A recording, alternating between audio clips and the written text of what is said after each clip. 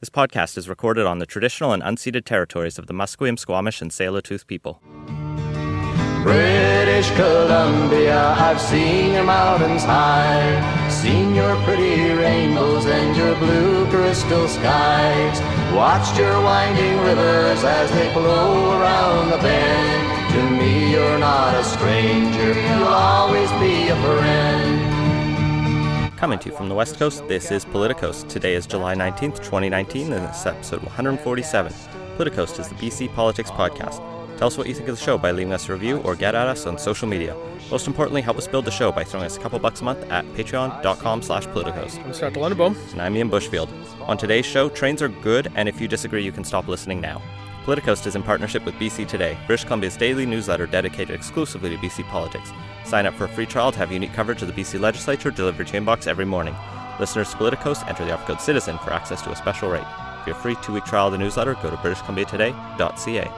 And a reminder, we're having our live show on August 8th. You can find tickets and more information at politicos150.eventbrite.com. Yeah, we just put those online, so go get your tickets right now. And Patreon supporters, you should have an email in your inbox giving you a code for free tickets. Or if you sign up on patreon.com/politicos right now, you can get free tickets instead of paying $5. And if you know a good beer sponsor, email us at podcast@politicos.ca. Let's talk about the big news of the week. Trains. The business case for the ultra-high-speed ground transportation study analysis full report with appendices is out from the Washington government, which BC and Oregon pitched into. Yeah, so we put in $300,000 towards this, and it came out earlier this week. You know, basically the business case for building a high-speed train line between here and Portland, stopping in Seattle, and a bunch of communities in between. This is building off a bunch of previous work. There's a feasibility study done a year or two ago, and this has been kind of slowly churning its way through the Washington State DOT since like 92 or something. So this project's nearly as old as I am at this point. But they looked at this using a couple models on a potential train line that could go 350 kilometers an hour and potentially get us between here and Vancouver and down to Seattle as little as 47 minutes. Yeah, and then you can continue on to Portland in another 58 minutes, so under 2 hours, maybe a little bit more with some stops in there and layovers, but fast. Right now, I think they peg it at 4 to 5 hours to drive to Portland, and so this shaves a lot of time off. It's comparable to flying, but that's not factoring in security and all of the hassles of modern air travel. You'd still have to do some security for a train, but you can process it pretty quick. Yeah, and border issues too. Yeah, that's the main one. So this is cool. The things I think most Vancouverites wanted to know is where and when. And the most disappointing part of where might be, what if it stopped in Surrey and the when is still quite a ways away? This is like the second step of how reasonable is this of a project, which needs to be followed by commitments to study it further, start putting some money in, start doing procurement, and then start putting shovels in ground. So construction could begin as early as 2027, so they're not exactly rushing towards this. So this report didn't do a lot of like detailed planning or even really conceptual alignments beyond, we'd probably like to stop in these cities. So there's not much going on there in terms of those details, but it didn't stop the Premier from mentioning maybe Surrey would be a good terminus for it. I mean, it's going to still be the terminus for the SkyTrain at that point, at this rate, so that's a separate study out of TransLink. Yeah, like Vancouver's were like the two big job centers in the province are downtown Vancouver and then the Broadway corridor. It's where the businesses, the hotels are. Like Surrey's fine, it's growing, but like it's a terrible place to end a train line when you have Vancouver right beside it. I was trying to think about that because that was my initial reaction. Stupid, Surrey, no. But I've taken a lot of European trains and some have very central locations, but others, especially in England, are on the outskirts. A lot of the high-speed rails, or not even the outskirts, but like outer core Like, all the London stations are kind of wrapped around the core, and none are right in the heart. There's not like a station at Parliament. There's a good, inner city way to get through from station to station, but I guess if we can do this from the start, we should do it better than that, though. Yeah, and not only that, like we do have passenger rail service to, well, literally a block away from where we are right now, which is kind of like Main Street terminal area, the Pacific Central Station. Like, we already have the rail line, and it's not high speed capable, but you could absolutely do upgrades to a good chunk of that right of way, maybe a little tunneling here and there. There's ways to basically get a high speed train here if we wanted it to, and even if we're not going 350 kilometers an hour through Burnaby, like, it's still good to stop it here, especially because, okay, this is a large part of the potential travelers here are going to be business people traveling between the three major cities on business trips. If their option is do the high-speed rail, get off and, go 2 stops on the SkyTrain from Main Street to downtown, that's one thing. If it's, okay, you're going to spend another 40 minutes on the SkyTrain packed in with everyone else on the Expo line, are you necessarily going to do that first flying? We're also really starting to reach the limits of the Expo line, or we will if you throw all these high-speed rail passengers on there. Yes and no. Like, there's some room to make more and room. Expo line, like, is driven by peak demand around rush hour, whereas this would probably actually end up smoothing that out a little bit. It adds capacity. It adds riders and makes that an extra challenge, though. Setting the terminus question aside, because it didn't really answer that, it kind of just put it as one of the scenarios. It should be mentioned most scenarios did have it stopping in Vancouver. So. The overall business case, though, is really positive. The cost is $27 to $42 billion of upfront costs or capital costs from the 3 states and whatever private partners get involved in it, which is a lot of money, but it's a lot of train, so it seems fair. That seems like a reasonable number. That's also pulled from a previous report that you mentioned. The business side of it, though, is on some conservative ridership assumptions, they feel like this train could be self-sustaining by 2055 and from covering the fares. The operating costs and everything by 2055. Mm-hmm.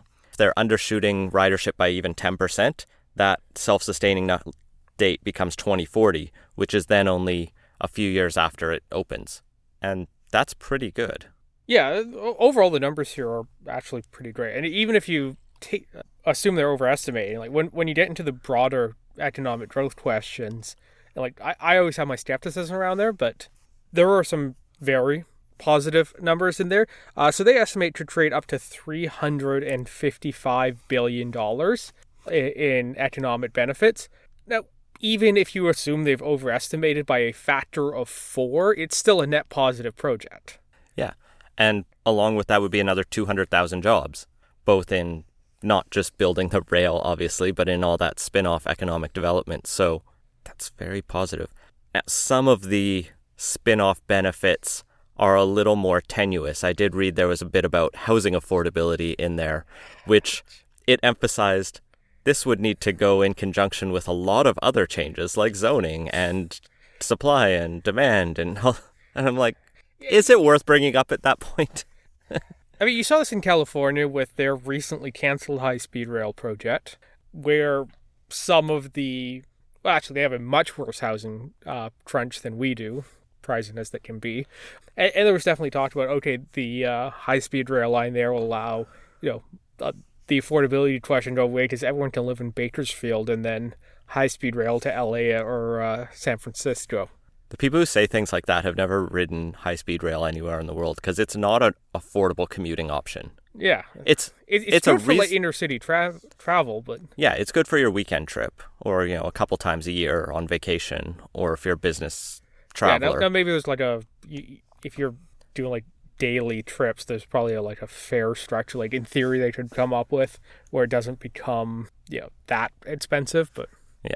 And the added challenge is you're not going to live in Vancouver and work in Seattle, likely, because crossing a border, and that feels like it creates other complications when we don't have a Schengen zone.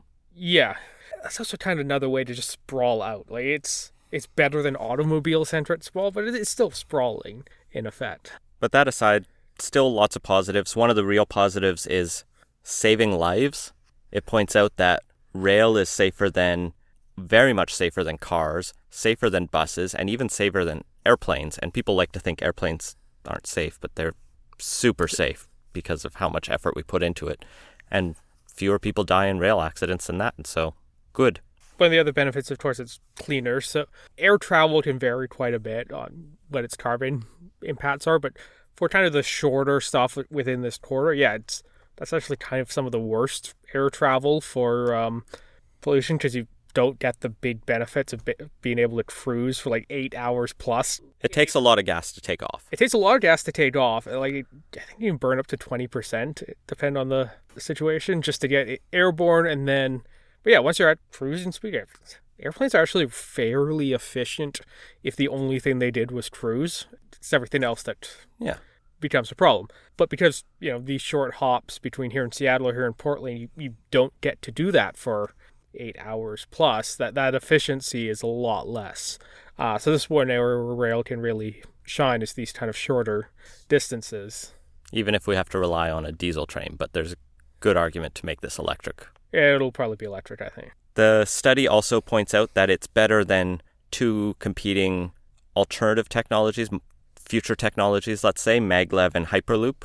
It points out that Hyperloop is crazy and people should stop talking about it until it's proven itself at all. It's way too... The technology is nowhere near mature enough to look at it. Whereas maglev, on the other hand, there is actual maglev tracks built, which is a huge plus over Hyperloop alone. So the technology works. Japan's actually building a maglev line. So there is potential to it.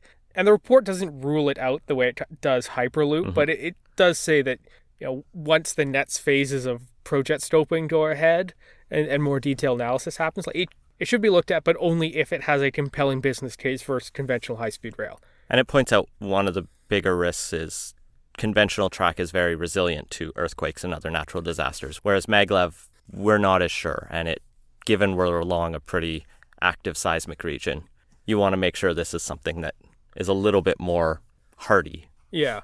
Although one of the benefits of maglev is you do get to go a lot faster. The already impressive times here would get slashed even further.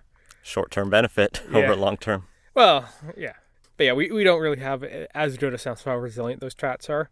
But even this, 350 kilometers an hour is pretty fast for a high-speed rail line. The only one I've done is the Amsterdam to Paris. That's new, and that only goes up to 300 kilometers an hour. I did one train from Strasbourg to Paris that I think hit 400 kilometers an hour, and that was starting to get those TGVs or whatever they are in France. But yeah, 350 is a respectable speed, especially for North America, where we're like, your train can do 80? Way better than the California one. That was the slowest high-speed rail line. So all of that sounds really good. It also notes on the construction costs there could be additional hiccups and overruns due to acquiring the right-of-ways, the need for tunnels and viaducts. And I think some of that is priced into the previous, but it can vary so much. Yeah, there's a reason why there's a... The range is almost double. Yeah.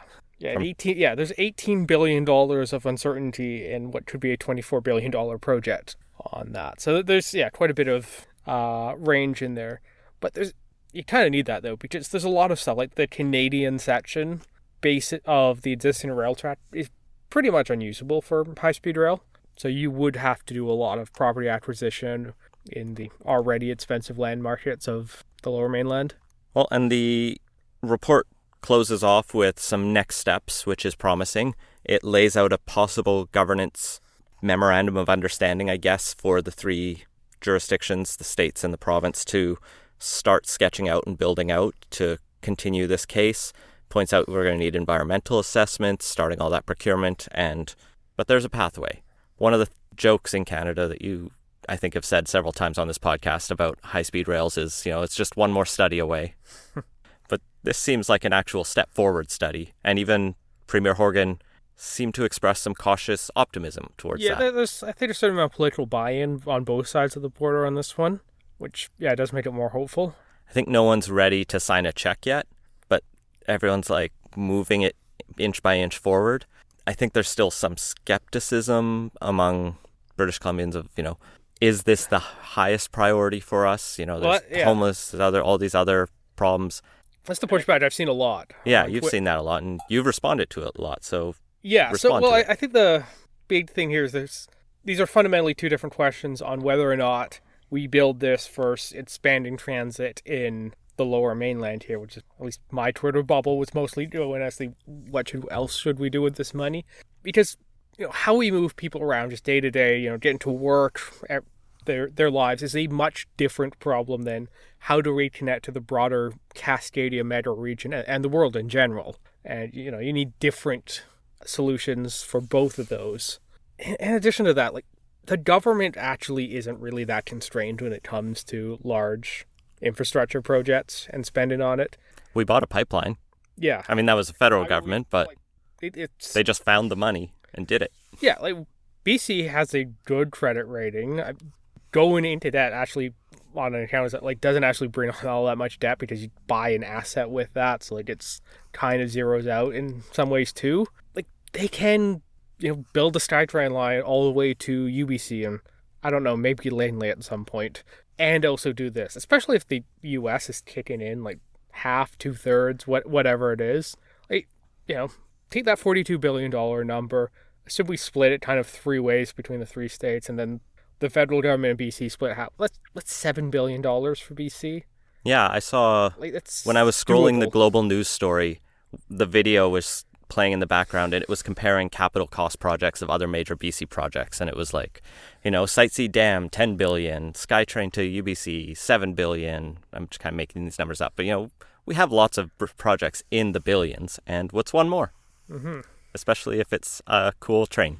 Yeah, overall, this seems like a really just good project, solid business case, and all I think is really going to come down to whether or not there's the political will to carry forward, because it does have a fairly hefty price tag with it, so I could see some politicians being skittish, even if once you split out among the three sub-national governments and potentially national governments, it's not that much overall, but there might be enough sticker shock that some politicians are a little wary on it, so we'll just have to see how that goes. Yeah. Horgan's other line was about trying to get some private sector investment in this, and I found that almost a little weird for an NDP premier who would otherwise be skeptical of P3s, but yeah, I could see it much more like a Wilkinson sort of, or even Andrew Weaver. Yeah. Train is train, though. Let's get it built, and if anything, I think, the ridership numbers are going to be grossly conservative because that seems to be par for the course in transit planning in Metro Vancouver. But moving on to quick takes, the BC government releases public accounts information earlier this week, posted a $1.5 billion surplus while eliminating operating debt for the first time in 40 years. This comes largely because they have a $2.9 billion increase in revenue, which offset the $1.9 billion in new spending. Debt to GDP was a healthy 14.5%. So, yeah, overall, a pretty good set of numbers coming out of the BC government. Yeah, on top of that, the economy grew by 2.4% in 2018, which I think was still one of the highest in Canada. And unemployment's down to 4.7%, which is down from 5.1% the previous year. And most impressively, at least to economist Kevin Milligan on Twitter, and hopefully to most people, is wages and real salaries actually went up by 5.9%. So it's not just that the economy is doing good, but at least on average, people are doing better. And for a government that ran on affordability and making lives better for British Columbians, these are the numbers they wanted to post, especially after all of the doom and gloom about the NDP sinking the province. Eliminating the operating debt is being cheered up a bit, and that feels like, to me, it was kind of always doable, but just wasn't done probably for accounting reasons. I'm kind of speculating, but it's good not to have an operating debt, but we've talked before, we even just talked about how going into debt for a large capital project is not necessarily bad. Now we're going to have economists yell at us that we don't know what an operating debt is versus the other kinds of debt you can have. The numbers also showed that the housing market in some ways is cooling. There was a significant drop of over $350 million in the property transfer tax, which I think a lot of people warned that, if the BC government cools the property market too much, the real estate market too much, the economy is going to crash. That's the only thing keeping us going. It's probably still doing well and really helping us post some strong numbers, but it's good to see we can cool that housing market down a little bit and keep the province healthy. So yeah, overall, all of my New Democrat and center-lefty friends were cheering this, and the BC Liberals were left either trying to say, well, you can only do this good because we built the foundation, and doom and gloom is coming because you've put taxes so high. Like these, periodic updates, it's always a little hard to read into what the broader situation is, because you do try and get that snapshot, and governments do not have nearly the amount of control over the economy that they pretend they do. But I suppose if you're to be as uncharitable as possible, this is the tats and spend approach, which is still better than the spend and not tats approach, which has been all too common in governments of all stripes. It's like, you can debate whether or not spending and taxes should be higher or lower, but it's reasonable to have a generally balanced budget. So, yeah, they're doing fine on that. It's always funny when you project a very marginal surplus. I think they were aiming for 200 or 300 million, and then you post a 1.5 billion. It reminds me of the Ralph Klein days where oil would just blow the province up for a year, and you'd have an order of magnitude difference between the projection and reality. This was more we couldn't figure out how many taxes we were taking in, and we just actually took in more than we meant to. Oh well, we'll spend it next year, which is the criticism my lefties are calling for, is roll shit out faster. That extra money we're spending is on childcare and on new houses. We need more of both of those things, so let's get on. And now he has room to do it. Well, one thing they can spend a very small amount of that surplus on is rolling out some proposed modernizations of the Elections BC voting system. There's a new announcement out from Elections BC that they've trialed some new technology. It's not actually clear from the CBC News story what the tech is, but it will let them count votes faster, essentially instantaneously, and get the results in much quicker. And this will enable you, if the province changes the rules, to vote anywhere in the province and have your vote counted that night for your riding. Which will be great for us, because we won't have to go through that annoying thing of, okay, we had the election, there's a riding that has a 9-vote margin, and all of these ballots won't be finally counted for 2 weeks. So just as election watchers, I'm happy on this one. Hopefully we'll also deal with the what happens when the phone lines in Oak Bay go out. Yeah. Which was another weird subplot from that night. At least that one didn't matter as much. Yeah, because Oak Bay wasn't going to change, and plus you can drive to Elections BC from Oak Bay. There'll still have to be recounts in some of those super close ones by hand, and those will take their time. But yeah, this seems... It's not online voting, and I think that's good. Because when I saw the headline of new tech coming to BC elections, I was like, oh crap, this is going to be some bad online voting trial or something. But no, this is... Some hackable voting machines. Yeah, this is just really good, basic improvements. That's fine. And none of this bad ideas like online voting, which is a terrible idea we should not do. Yeah, pen and paper works great and is way more secure. But whereas this seems uncontroversial when it comes to changes to how our elections run, to our north, the Yukon is having a little more tension over their changes, as there's been accusations of partisanship among appointees to an electoral reform commission. Yeah, I wasn't aware of this commission's creation. I guess the Liberal government there is looking at all kinds of reforms and left it intelligently to a independent body to look at. This body is tasked to look at voting systems, ways party operates, civic engagement, and more, which seems like a promising step forward. The commission will be headed by 3 commissioners. That seems good. And those were just appointed. And immediately people started going, but that commissioner ran for the NDP once and has donated to them a bunch. And this other one lists on their LinkedIn that they've been a policy chair for the Federal Liberal Party since 2014, which they now went, oh, you know how most people don't ever update their LinkedIn? Yeah, that was me. I haven't done that for a while. And the person who was the New Democrat tore up their party membership when they became the head of the Yukon Human Rights Commission. And so I get the criticisms that perhaps these are people with partisan backgrounds, but I also think there's not a lot of people in Yukon, and not to make an assumption about the territory, but I think everyone knows everyone and has been involved in everything. So you can't get away from this. It's a territory with a population of like a small town. So yeah, you definitely get that everyone knows. There's 30,000 some odd people approximately. So the 6 degrees of separation is, 3 degrees or whatever up there. And they're all connected to the premier. And the premier's a liberal, and there's accusations that he appointed a new Democrat. It's just weird. Mm-hmm. Anyway, hopefully they come up with some good things, and we look forward to covering the inevitable failing of proportional representation in a Yukon referendum. Well, now you're cynical. Yep. You know who else is cynical? Members of the Green Party of Canada, or at least some splintering. Whenever you get a little successful as a political party or a movement, schisms are inevitable, and it seems that's where Elizabeth May's party is at, as the Green Party of Quebec's leader is calling out Elizabeth May's climate plan for being too focused on Alberta oil in the near term. And this is the talk about refining stuff in Canada. Which was a bad idea anyway. Yeah. So this is not the first time those two people have clashed, and there's probably some inter-party politics on this one beyond just a raw policy disagreement. But the Quebec party does seem to be kind of right on this one, like trying to keep Alberta oil. Well, politically maybe a decent move. It doesn't make sense, like economically or, more importantly, environmentally. Yeah.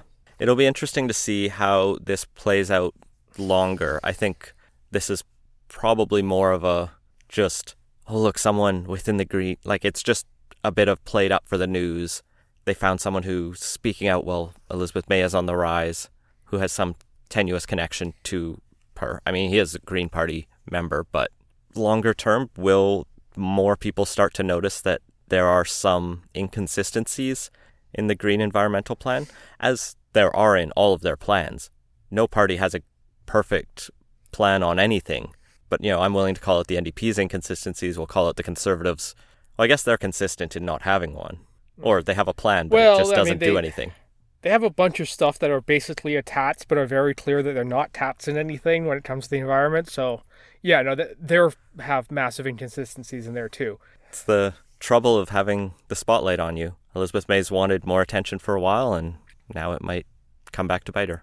Well, another federal party leader this week who attracted a little attention was Andrew Scheer, whose comments to a industry association got picked up on, mostly because, well, they were a little weird. So he was speaking to the Dairy Farmers Association, which apparently has been BFFs with for a long time. I mean, they bought him his party leadership, in a way, arguably. Yeah, so in this speech he was given, he called to reform the Canadian food guide because apparently it's too ideologically driven because it doesn't promote milk enough. So those comments weren't in the speech itself. I did watch through because I was curious.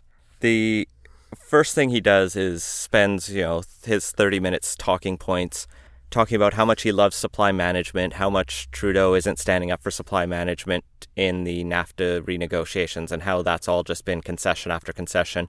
Not really saying what he'd do differently other than stand up to Trump, which is not a plan. And it's a pretty hard to believe claim from Scheer. Not that I'm saying he would just be Trump's lap boy, but between him and Trudeau. Let's set that aside. So he goes through, talks about all that, and then one of the farmers there, one of the members who's in the audience, asks him about the Canada Food Guide, because earlier this year, Health Canada rolls out the new Canada Food Guide. A lot of us remember growing up there was a pyramid. I remember there was I think there was a rainbow at some point. Yeah, I was just going to say, I think I saw the pyramid at one point, but the one that sits out in my mind is the rainbow one. Yeah, and it was let's break up the food groups, and here's how many servings of meat you need, here's how many servings of grain you need, and milk, and all of that. And Canada Food Guide went, all right, let's look around the world, let's see what everyone else is doing, let's see what the scientists say, and what the scientists say is, or the public health experts say is, stop segmenting that, because people don't actually think about their food like that. They think about their food like a dinner plate. And so if you show them a plate that's half vegetables, say that's what you need on your plate. You need a plate that's half full of vegetables. Then you can have a little bit of meat on there and a little bit of grain, but fucking get your vegetables. And that seemed reasonable. And industry blew up because they didn't get as strong a voice in that as they had in previous years, because it turns out when dairy farmers are at the table there. They think milk is a very healthy thing that needs to be included in the food guide. And when the meat industry is there, they think meat is very important. So they were critical of this. And so Scheer's comments on the latter half were, the farmers should have a voice in there because, you know what's healthy. You have it every morning, and that's just science. Does raising cattle and then extracted milk from them make you a nutrition expert? I think he's going more for we've all drank a lot of milk and none of us are dead, so it must be healthy. And no one's saying milk isn't healthy. I think people have warned about chocolate milk, though. That brings us to the specific comment Scheer made, and I think I'm just going to play the clip. The process was flawed, complete lack of consultation, seems to be ideologically driven by people who have a philosophical perspective and a bias against certain types of healthy food products. So absolutely we want to get that right, get that guide actually reflect what we know, what the science tells us. The work that you have done as a group, as an association, to prove the science behind the product that you produce has been incredible, and that went completely unused during the development of the new food guide. The other thing I want to give you a firm commitment on is there will not be front of package labeling under a Conservative government. That is.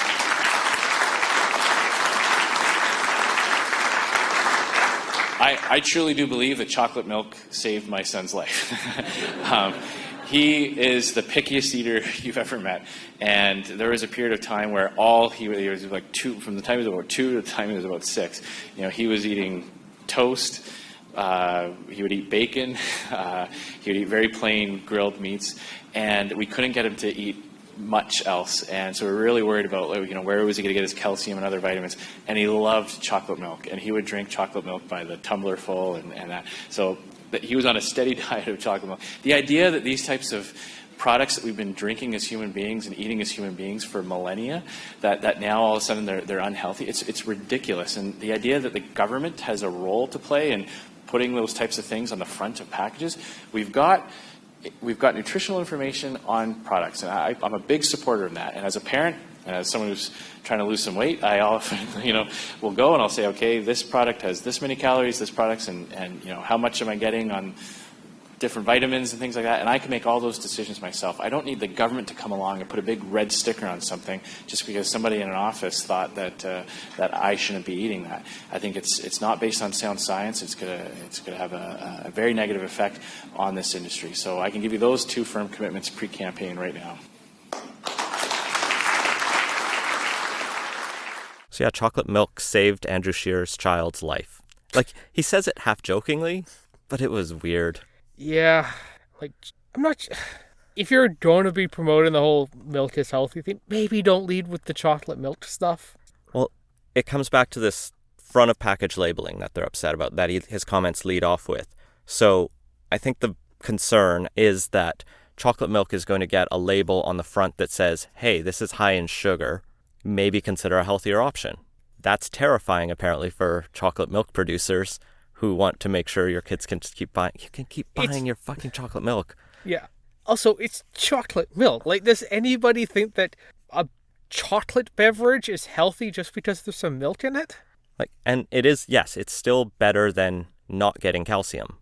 So Scheer's right on that, but no one's saying the other thing. So it's just this bizarre, pseudoscience with industry story, which I think leads us perfectly into our next story, which is the other party promoting pseudoscience this last week, which was the NDP, my party, with Don Davies and Jenny Kwan going after Health Canada's attempt to require natural health products to prove claims they make scientifically. You mean requiring that medicine be medicine and work and stuff? Well, if you say this product treats this symptom, you have to prove that with clinical trials or some evidence. Seems reasonable. Davies and Kwan thinks that is disrespectful to the cultural heritage of non-Western medicines. Look, either something works or it doesn't, and cultural heritage has nothing to do with it. Yeah. No, I'm with you. And it's so frustrating because Health Canada's proposed regulations aren't even specifically going after natural health products. They're going after self-care products. There's also skincare and other products in this new proposed set of regulations. And it's just about making sure that the claims on the box have been backed up. And so it's not a good look, and I don't know. It's like the second round of negative press Davies done in the last. Well, and Davies is the health critic, so at least this is in his wheelhouse, but it worries me whether he got sign-off to do this from party, or if, I'm kind of wanting a less restricted NDP, but in a way this is the risk of that. Yeah, it's a typical left of center bozo eruption in some ways. So yeah, can we just put health labels on milk that are scientifically evidenced and regulate the claims made on other things? We're both liberals today, apparently.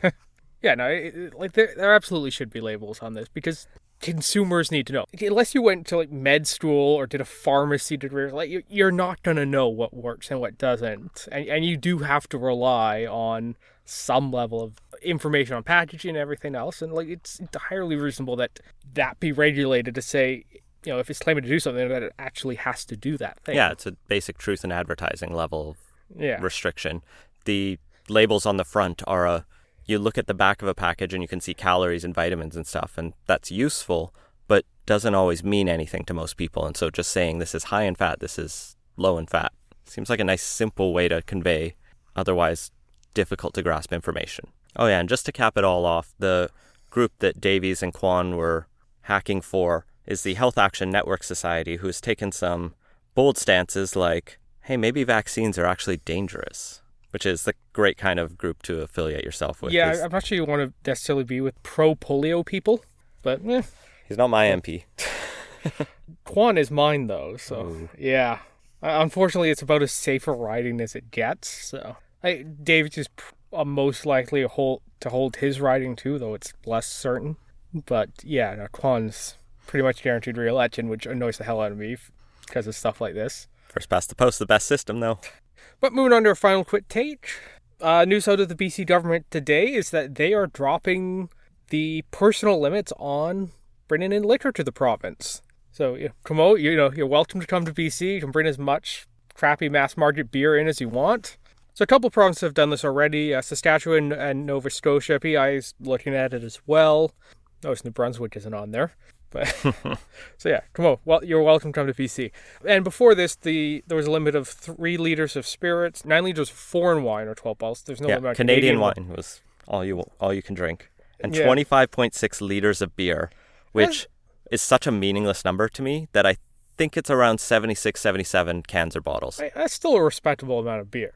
Well, and I didn't realize the limits were actually that high because I always heard the rumors that interprovincial liquor movement is so restricted that they could, seize it on the border. It depends a lot on the province. Yeah. Kamo, we've referenced a few times, was the plaintiff in that lawsuit that went all the way to the Supreme Court after he got pulled over with basically a trunk full of beer, I think it was. He was importing. Yeah. He brought in a lot of beer into New Brunswick from Quebec.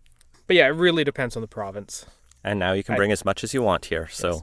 I don't know why you would. We have good craft beer, but stop at the Costco liquor stores in Alberta, pick up, those big 40s of vodka that's made in the old Grey Goose factory that's actually pretty good. Drive it over here into BC and drop it off at the Politico studio, and we'll give you a thanks. Or maybe the whiskey. It'll be a little bit nicer.